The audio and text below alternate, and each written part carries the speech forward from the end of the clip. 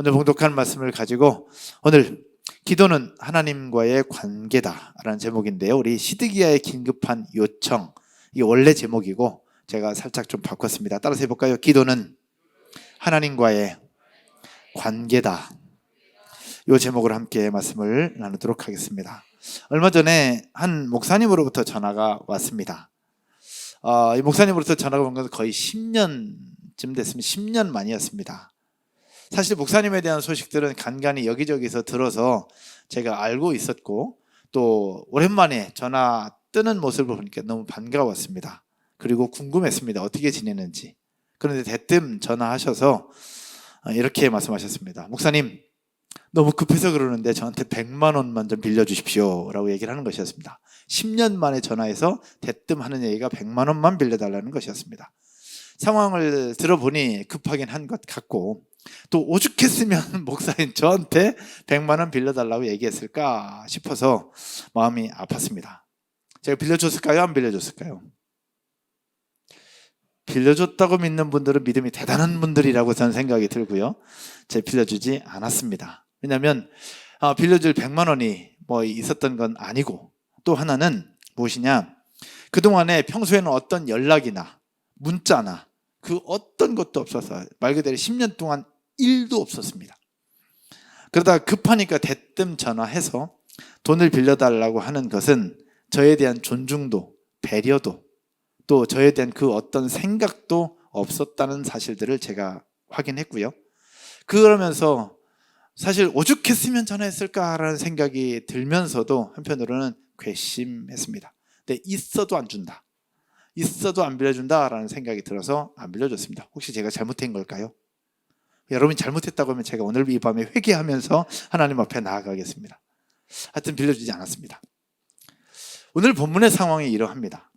오늘 본문의 상황을 잘 살펴보면 눈물의 선지자 에레미야가 활동하던 사역하던 그 시기에 이스라엘 땅에 있었던 일입니다. 이스라엘 왕의 바로 시드기야라고 하는 왕이 당시에 통치자로 있었습니다. 그런데 바벨론의 느부갓네살 왕이 예루살렘을 공격해 옵니다. 공격해 오고 전쟁 소리를 들으면서 시드기야 왕이 너무나도 두려워 떨었습니다.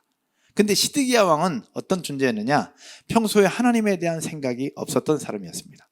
그러니 하나님의 선지자였던 눈물의 선지자 에레미야에 대한 존중이나 배려도 없었습니다. 그를 선지자로 인정하지도 않았습니다. 하나님의 말씀에 대한 순종, 일도 없었습니다. 그랬던 시드기야 왕이 전쟁이 찾아오고 느부갓네살 왕이 쳐들어온다는 이야기를 들어 다급해지니까 본인이 당시에 선지자였던 에레미야에게 자신이 직접 간 것도 아니고 사람들을 보내서 이렇게 요청합니다. 네가 하나님 앞에 기도해서 우리를 좀 도와달라고 얘기하라. 그러면 네가 기도하면 하나님이 기적을 베푸시고 우리를 쳐들어온 그들이 항복하게 될 수도 있지 않겠냐. 대신해서 기도해달라라고 요청하는 내용이 오늘의 본문입니다. 오늘 본문 2절의 말씀을 한번 볼까요? 2절의 말씀을 잘 살펴보면 이렇게 얘기합니다. 바벨론의 느부갓네살 왕이 우리를 치니, 그러면서 청컨대, 너는, 누가 얘기하는 거냐? 시드기야 왕이 얘기하는 겁니다. 너는 에레미야입니다. 에레미야, 너는 우리를 위하여 여호와께 간구하라. 여호와께서 혹시 그의 모든 기적으로 우리를 도와 행하시면 그가 우리를 떠나리라 하니. 여기서 그는 바벨론을 얘기합니다. 우리는 이스라엘을 얘기하죠. 결국 하나님에 대해서 일도 없었고 하나님을 존중하지도 선지자를 대접하지도 어떤 관계도 없었던 시드기야 왕이 급한 일이 찾아오자 결국 에레미야를 찾아서 네가 대신 하나님 앞에 기도 좀 해달라 라고 요청하고 있는 이 내용 속에서 오늘 금요 기도의 시간에 함께 말씀을 볼 것은 무엇이냐? 첫 번째, 따라서 한번 해볼까요? 급할 때만 찾는 것은 신앙이 아니다. 급할 때만 찾는 것은 신앙이 아니다라는 겁니다. 시드기야 왕은 평소에 하나님을 찾지 않았습니다. 눈물의 선지자였던 에레미야도 인정하지 않았습니다. 말씀에 순종하지도 않았습니다. 그러다가 상황이 다급해지니 결국 선지자를 불러서 하나님 앞에 도움을 청하는 축복 기도를 해달라고 요청하는 이 모습. 평소에는 나몰라라 하다가 어려움에 처하게 되니까 하나님의 도우심을 구하고 있는 이 모습, 여러분들이 보실 때는 어떠하십니까? 10년 만에 저한테 전화해서 돈 100만 원만 빌려달라고 하는 이 모습이나 오늘 시드기야 왕의 모습이나 별반 다르지 않죠. 여러분이 하나님이라면 이 시드기야 왕의 요구를, 이 요청을 여러분 들어주시겠습니까? 이 자리에서 예배하는 저와 여러분들의 모습은 과연 어떠하십니까? 이런 일들이 없었으면 좋겠으나 우리의 삶에도 종종 나타나는 것이 사실이기도 합니다. 여기 있는 분들은 그렇진 않을 것 같아요. 오늘 이 자리에 기도하러 왔다는 것 자체는 이미 평소에도 하나님을 찾는 분들이기 때문에 여러분들이 기도하는 것들은 하나님 즉각 응답 주실 줄로 믿습니다. 여러분 아멘이시죠? 평소에는 하나님에 대해서, 평소에는 신에 대해서, 평소에는 하나님의 일하심에 대해서 그 어떠한 생각도 일도 없었던 사람들이 급한 일이 생기고 중요한 일이 생기면 하나님 앞에 몰려 들어가는 일들이 오늘날에도 여전히 많이 생겨납니다. 가장 대표적으로 나타나는 때가 언제냐? 수능 당일입니다. 수능 당일에는 교회건 절이건 성당이건 꽉꽉 찹니다. 꽉꽉 차고요. 다른 때는 드리지 않던 헌금도 수능 당일에는 헌금이 꽉꽉 찹니다. 봉투가 이만큼 쌓이는 것이 오늘의 현실입니다.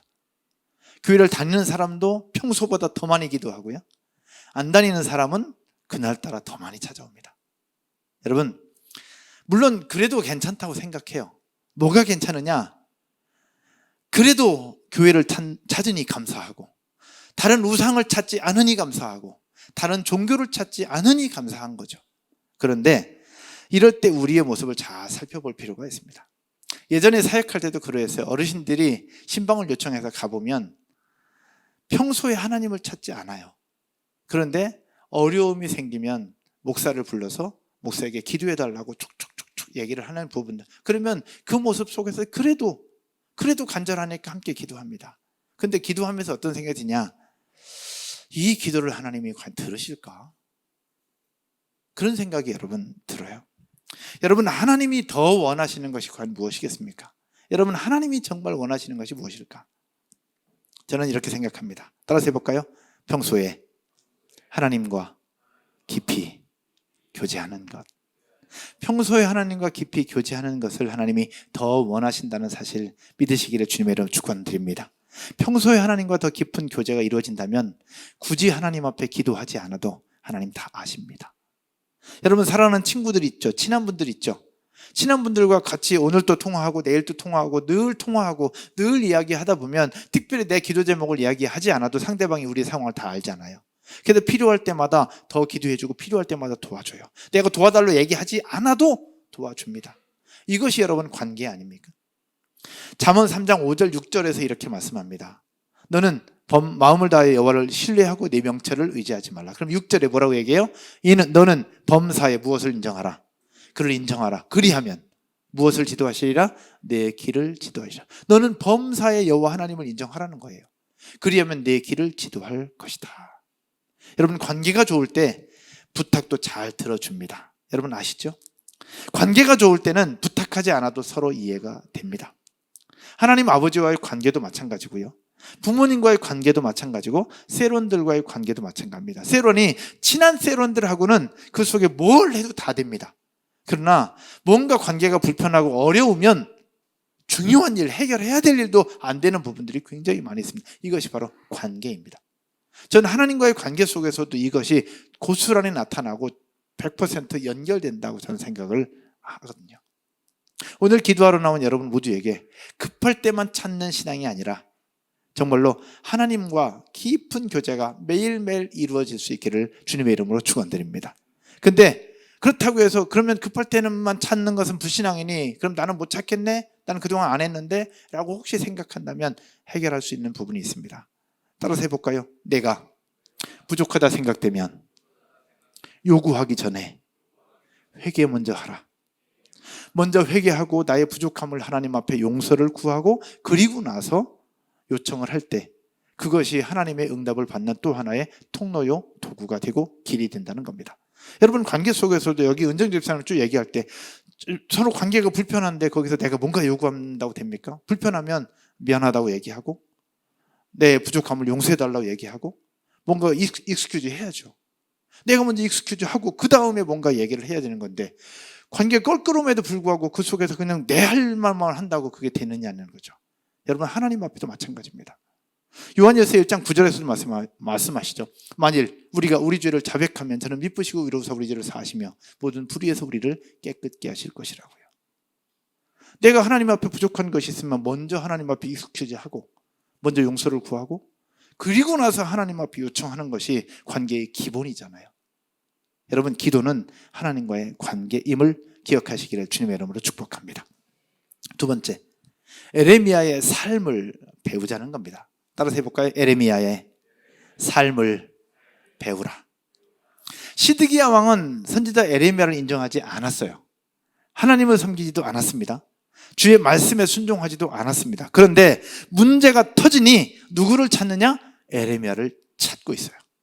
2절 중간 부분에 한번 볼까요? 2절 중간 부분에 바벨론의 느부갓네살 왕이 우리를 치니 청컨대 너는 우리를 위하여 여호와께 어떻게 하라고요? 간구하라. 대신 네가 기도 좀 해달라고 부탁하고 있는 겁니다. 여러분, 이걸 뭘 얘기하는 것일까? 예전에 온양에 사는 저희 누나가 있습니다. 온양에 사는 저희 누나가 있고 매형이 있는데요, 매형이 술을 좋아하십니다. 둘 다 신앙생활을 안 하세요. 근데 술을 좋아하시는데 술 거나하게 드시면 딱 전화합니다. 누구한테 전화하느냐? 막내 목사라고 얘기합니다. 제가 저희 집안은 막내고 또 목사입니다. 저희 큰형도 목사고 저는 막내인데 목사거든요. 저한테 매형이 뭐라고 했냐면 막내 목사라고 부릅니다. 술 한 잔 걸쳐서 막내 목사라고 얘기하면서 본인이 요즘에 답답하고 힘든 것들을 쭉 얘기를 합니다. 그러면서 얘기해요. 막내 목사, 나를 위해서 기도 좀 해줘. 막내 목사, 나를 위해서 기도 좀 해줘. 수년 전에는 저한테 전화하셔서 그랬어요. 자기 단짝 친구가 암에 걸렸는데 막내 목사가 기도해주면 내 친구가 나을 것 같아. 기도 좀 해줘 라고 전화하셨어요. 저 전화 받고 술 취한 매형에게 전화로 기도해 줬어요. 결국 돌아가셨긴 했어요. 그런데 그 전화 받고 한편으로는 미안하고 영빨이 좀 더 있어서 기도 딱 하면 쫙 나섰으면 좋겠다는 생각이 들었어요. 그리고 또 하나는 그래도 한편으로는 감사했던 것은 그 어렵고 힘들 때 답답할 때 막내 목사가 생각났다는 것이 전 너무너무 감사했거든요. 저는 그 누나와 매형을 위해서도 지금도 기도하고 있어요. 여러분, 오늘 시드기야 왕이 에레미야를 찾았던 이 부분들을 보면서 저는 어떤 생각이 드느냐, 시드기야 왕은 믿음도 없었고요, 에레미야를 인정도 하지 않았습니다. 그럼에도 불구하고 그의 눈에는 에레미야가 어떤 사람으로 보였느냐? 하나님과 친한 사람으로 보였던 거지. 이 사람한테 얘기하면 도움이 있을 것 같아. 이 사람한테 얘기하면 하나님 앞에 기도해서 하나님의 도우심을 받을 수 있을 것 같은 하나님과 친한 사람으로 보였던 에레미야의 모습이었습니다. 이 부분들을 우리가 배워가자라는 이야기입니다. 이런 사람이 또 하나 있죠. 누가 있을까요? 이런 사람이. 에레미야와 같은 사람이 또 있습니다. 구약성경 창세기 39장 말씀 한번 볼까요? 창세기 39장에 요셉이 보디발 장군의 집에 종으로 팔려갔을 때의 이야기입니다. 보디발 장군이 이렇게 얘기합니다. 그의 주인이 보디발 장군인데 그의 주인이 여호와께서 그와 함께 하심을 보며, 그는 누구예요? 요셉입니다. 그와 요셉과 함께 하심을 보며 또 여호와께서 요셉의 범사에 형통하게 하심을 뭐 했더라? 보았더라. 즉 보디발 장군은 요셉의 삶을 통하여 하나님이 함께 한다는 것, 그리고 하나님이 너의 삶에 형통케 하신다는 것을 보디발 장군은 보고 있었던 겁니다. 누구를 통해서? 요셉의 삶을 보고 있었던 겁니다. 여기서 우리가 기억해야 될 것, 쉽지 않지만 이 예레미야의 삶, 요셉의 삶을 우리가 배워가자라는 이야기입니다. 믿지 않는 사람들의 눈에도 이 사람은 하나님의 사람이야, 이 사람한테 부탁하면 될 것 같아, 이 사람이 기도하면 될 것 같아 라고 그들로부터 인정받는 하나님의 사람들 되시기를 주님의 이름으로 축복합니다. 성경에서 마태복음 5장 14, 15, 16절 말씀인데요, 한번 볼까요? 너희는 세상의 빛이라, 너희는 세상의 소금이라고 주셨던 그 말씀 내용인데, 너희는 세상의 빛이라, 산 위에 있는 동네가 숨겨지지 못할 것이요 사람이 등불을 켜서 말 아래 두지 아니하고 등경 위에 두나니 이러므로 집안 모든 사람에게 비추느니라. 그러면서 16절이 이렇게 말씀하죠. 여러분이 같이 읽을게요. 같이. 이같이 너희 빛이 사람 앞에 비추게 하여 그들로 너희 착한 행실을 보고 하늘에 계신 너희 아버지께 영광을 돌리게 하라. 아멘. 너희는 세상의 빛이라고 얘기합니다. 빛은 사람들을 향해서 비춰야 되는 거예요. 여기 얘기하죠. 너희 빛이 어디 앞에 비추게 하며 사람 앞에 비추게 하며. 하나님이 우리에게 빛이라고 소금이라고 얘기하는 것은 우리끼리 빛이라고 얘기하는 것이 아니라 이 세상에 믿지 않는 사람들에게 비추라고 이야기한 것이 너희는 세상에 빛이 되라고 얘기를 한 거예요. 여러분, 빛이 모여있으면, 우리가 다 빛인데 빛이 모여있으면 뭐가 되느냐? 우리끼리 모여있으면 조명가게밖에 되지 않습니다. 빛이 우리끼리 모여있으면 조명가게밖에 되지 않아요. 빛은 어디로 가야 되느냐? 조명가게에 있는 빛이 아니라 빛이 어두운 곳으로 가서 그 어두운 곳을 밝게 비치는 그 빛이 되어야 되는데, 그 세상을 비출 수 있는 것을 바로 무엇이냐? 착한 행실이라고 얘기하고 있는 겁니다. 오늘 에레미야는 그렇게 믿지 않는, 믿음이 없었던 시드기야 왕에게도 착한 행실로 이 사람은 하나님의 사람이라는 인식이 바뀌게 됐고, 그로 하여금 어려움이 찾아왔을 때 그 사람에게 도움을 요청하면 응답될 것 같은 그런 이미지를 보여주고 있다라는 이야기죠. 사랑하는 여러분, 여기서 함께 예배하는 저와 여러분의 모든 삶에 에레미야처럼, 요셉처럼 이 사람은 하나님의 사람이야 라고 고백하며 간증하고 또 그렇게 보여질 수 있는 저와 여러분 모두가 되기를 주님의 이름으로 축원드립니다. 그러다 보면 우리 주변에 있는 사람들, 아직은 복음을 거부하는 사람들이 있을 수 있습니다. 그러나 시간이 지나서 여러분들의 모습을 보게 되면 결국 그들도 여러분들로 하여금 하나님을 믿게 될 것이고 여러분들로 하여금 하나님을 찾게 될 거라고 생각합니다. 왜냐? 살다 보면 어려운 일들이 한두 번씩 꼭 오잖아요. 그럴 때 저는 기도합니다. 이철규 선생님에게 기도를 요청해야 되겠다. 학교 3학년 9반 학생들, 지금은 교회 안 다니고 선생님을 마음을 힘들게 할 수 있는 친구들일 수 있으나 그 학생들 중에 어려운 일이 있거나 뭔가 문제가 있거나 기도 제목이 있을 때 이철규 선생님한테 기도해야 되겠다, 부탁해야 되겠다. 선생님은 기도하는 사람이잖아. 그렇게 요청할 수 있는 여러분 모두가 되셨으면 좋겠습니다. 직장에서도 그러하고요, 가정에서도 그러하고, 부모님과의 관계 속에서도 그러하고, 친구들과의 관계 속에서도 그러했으면 좋겠는 거예요. 오늘 밤 이 자리에 있는 것 자체로 여러분들은 이미 믿음의 사람이라는 사실들을 여러분 인정할 수 있어요? 인정하시죠? 저는 인정합니다. 왜? 그러니 이 자리에 나와 있는 거예요. 물론 오고 싶은데 여러 상황들 때문에 못 온 분도 계시겠지만 이 자리에 있는 것 자체로 여러분 이미 믿음의 사람이고 시드기야와는 다른 하나님의 사람들이라는 것을 이야기하고 있습니다. 그런 의미에서 여러분 스스로 칭찬 한번 할까요? 누구야? 잘했다, 잘 왔다라고 스스로 한번 칭찬 한번 해주셨으면 좋겠습니다. 시작. 우리는 스스로 칭찬하는 걸 되게 어려워하죠. 인색합니다. 잘 못해요. 저도 잘 못하는데 그렇게 칭찬하십시오. 그리고 혹여나 내가 다른 때는 안 오다가 오늘 딱 왔더니 목사님 그 얘기가 내가 너무 창피하네 라고 생각하시는 분이 혹시 있다면 그래도 잘 오셨습니다. 그래도 잘 오셨어요. 그 마음 가지고 기도할 때 하나님 들으시고 응답 주실 줄로 믿습니다. 말씀의 결론을 맺으면서요, 하나님이 시드기야의 이 요구와 요청에 응답하셨을까요? 하나님이 시드기야의 요구와 요청에 응답하셨을까? 성경 아까 읽었는데 뒷부분에 보면 하나님은 그의 요구에 응답하지 않으셨습니다. 응답하지 않으시고요, 구원해 주신 것이 아니라 오히려 전염병을 내리면서 저주하셨습니다.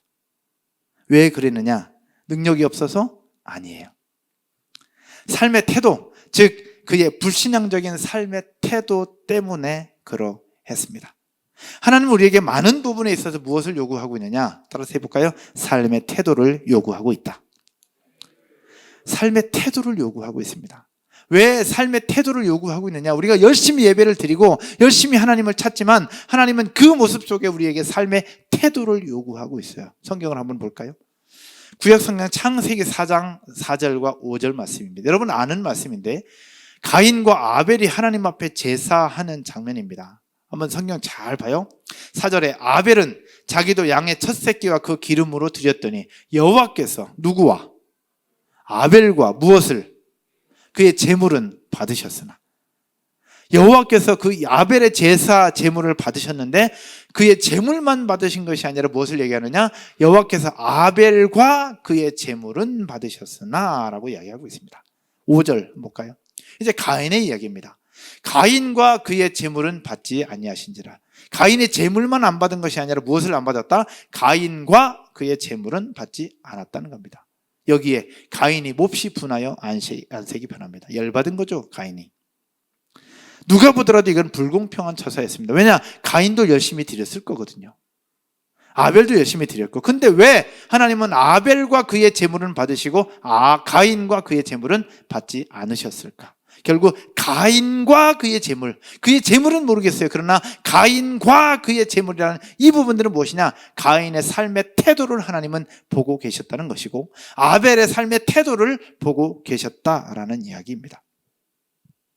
여러분, 하나님 앞에 드리는 제사는 물론 우리의 삶 자체, 삶의 태도를 보고 있다는 겁니다. 여기서 다시 정리할 수 있는 것이 무엇이냐? 따라서 할까요? 기도는 하나님과의 관계다. 우리의 삶 속에서의 관계를 정리해 보면 그러합니다. 불편한 사람에게는 전화하는 것도 어렵습니다. 문자 보내는 것도 이 시간 보내도 될까? 안 될까? 이 시간 전화해도 될까? 안 될까? 여러분 그렇지 않습니까? 그래요. 근데 친한 사람에게는 밤 12시가 돼도 그냥 전화해가지고 해요. 한참 통화, 한 시간 동안 통화하고 자세한 얘기를 만나서 얘기하자고 또 얘기하잖아요. 친한 사람들한테는 그래요. 그런데 친하지 않은 사람, 불편한 사람한테는 할까 말까? 해도 될까? 해놓고도 불편하고. 여러분 이게 관계 아닙니까? 기도는요, 하나님과의 관계입니다. 즉 아벨은 하나님과의 관계가 좋았던 거고 가인은 그렇지 않았던 겁니다. 오늘 본문에 나타난 시드기야, 에레미야의 관계 삑, 하나님과의 관계 삑.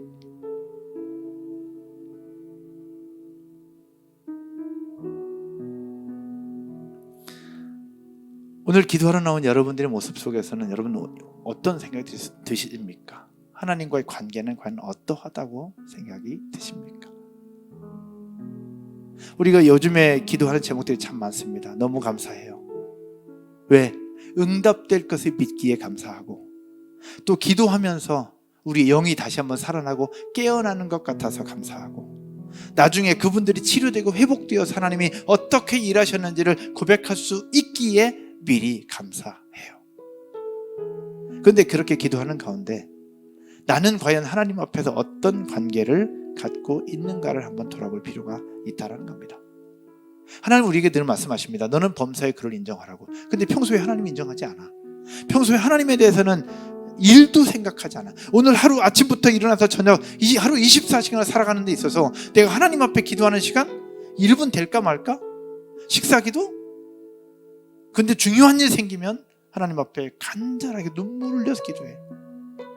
물론 그것도 잘하는 거라고 말씀드렸죠.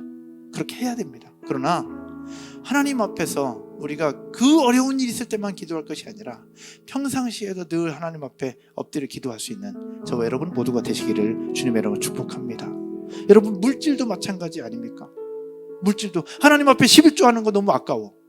하나님 앞에 주일날 헌금 10,000원, 50,000원 하는 거 너무 아까워. 그래서 일주일 내내 한 번도 드리지도 않아. 한 달 4주 동안 드리지도 않아. 근데 기도할 때 하나님 우리 가정 축복하여 주시옵소서, 우리 가정에 물질 주시옵소서, 우리 회사에 물질 주시옵소서. 내가 하나님 앞에 드리는 건 너무너무 아까운데 하나님의 복을 달라고 얘기해.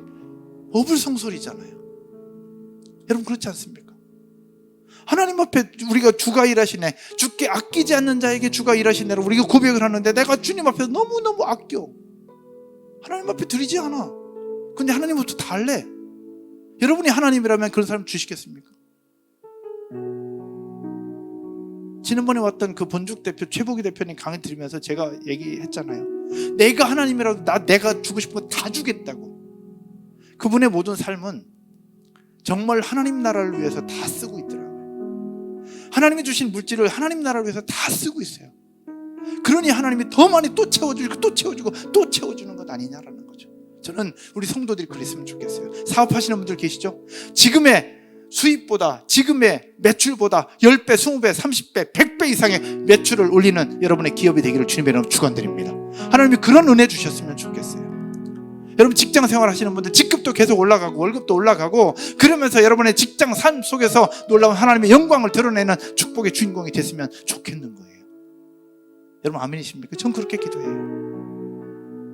그렇다면 내가 평상시에 하나님과의 관계 속에서 더 깊은 관계를 유지했으면 좋겠는 거죠. 오늘 아침 일어나면 하나님 앞에 감사하기도 하고, 저녁에 잠자리에 들 때 하나님 오늘 또 지켜주셔서 감사합니다. 함께 해주셔서 감사합니다. 오늘 또 은혜 주셔서 감사합니다. 운전하는 중에 안전사고 지켜주셔서 감사합니다. 그냥 평상시에 내가 하나님 앞에 정말로 깊은 관계, 좋은 관계를 유지하며 살아갈 때 하나님은 그 사람들에게 더 좋은 거 주시지 않을까요? 제가 알고 있는 하나님이라면 그럴 것 같아요. 물론 우리 하나님은 우리가 부족해도 우리를 포기하지 않으시고 우리를 사랑하시고 우리를 받아주시고 우리를 이해하시고 우리에게 긍휼을 베풀어 주시는 분이 우리 하나님이십니다. 할렐루야. 우리처럼 째째한 사람이 아니니까. 그러나 저는 기도합니다. 급할 때만 찾는 불신앙적인 모습이 아니라 평소에 모든 순간순간 하나님을 찾고 하나님의 은혜를 누리고 하나님을 고백할 때에 우리가 기도하는 모든 제목들은 물론 우리의 모든 삶에 놀라운 하나님의 영광이 나타나게 될 줄로 믿습니다. 기도는 뭐라고요? 하나님과의 관계입니다. 하나님과의 관계. 같이 자리에서 일어나셔서 찬양 드리고 같이 한번 기도하십시다.